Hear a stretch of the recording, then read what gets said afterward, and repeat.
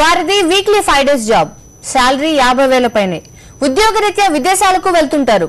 ఈ డీటెయిల్స్ అని విన్న తర్వాత వీరంతా ఎవరిని అడిగితే ఇంకెవరు ఐటీ ఎంప్లాయీస్ అని టక్కున చెప్తారు ఎవరైనా. అవును, వారు ఐటీ ఎంప్లాయీసే, కానీ వారి లైఫ్ స్టైల్ మాత్రం డిఫరెంట్. సాఫ్ట్వేర్ ప్రొఫెషనల్స్ వీళ్లంతా ఒకప్పుడు ప్రముఖ ఐటీ కంపెనీల్లో పనిచేశారు. దేశ విదేశాలని చుట్టొచ్చారు. ఇప్పుడు సమాజ సేవ చేస్తున్నారు. సమాజంలో అట్టడుగున ఉన్నవారిని గుర్తించి వారికి సహాయపడుతున్నారు. గ్రామీణ గిరిజన ప్రాంతాలలో ఉండే ప్రజలను సేవా కార్యక్రమాలతో ఆదుకుంటున్నారు. తమకు స్వామి వివేకానంద స్ఫూర్తి అంటారు వీరంతా. సో మాకందరికీ స్వామి వివేకానంద ఇన్స్పిరేషను.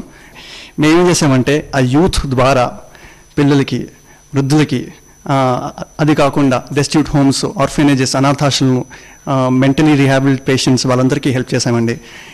అంటే ఇప్పుడు మా work is in different realms, బీట్ శిక్ష, ఆరోగ్య, పరివరన్, లేకపోతే ఉమెన్స్ హెల్త్ కానీ వివిధ క్షేత్రాల్లో మేము పనిచేసామండి 2 yearsలో. యూత్ ఫర్ సేవ పేరుతో వీళ్లు సమాజానికి సేవ చేస్తున్నారు.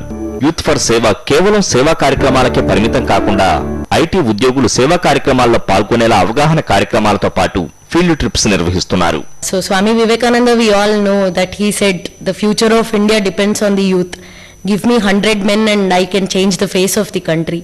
So now we are already 350, right? So we are working towards the ideal, and we definitely see national impact being made, because Youth for Seva is not only about doing something for the needy. It's about self-transformation through doing seva. So like Aditya said, all of us are undergoing personality changes in ourselves and becoming better individuals. Youth for సేవను 2007లో వెంకటేశ్వరమూర్తి బెంగళూరులో ప్రారంభించారు. ఇక హైదరాబాద్ లో శోభిత్ అనే IT ఉద్యోగి 2010లో ప్రారంభించారు. ఈ youth అందరిలాంటి youth కాదు, వారి పేరులోనే ఉన్నట్లు యూత్ ఫర్ సేవ, సమాజ సేవని పరమావధిగా పనిచేస్తున్న ఈ యువతకు సాక్షి సలాం చేస్తుంది. వీడియో జర్నలిస్ట్ రవితో కరస్పాండెంట్ జోయల్, సాక్షి టీవీ, హైదరాబాద్.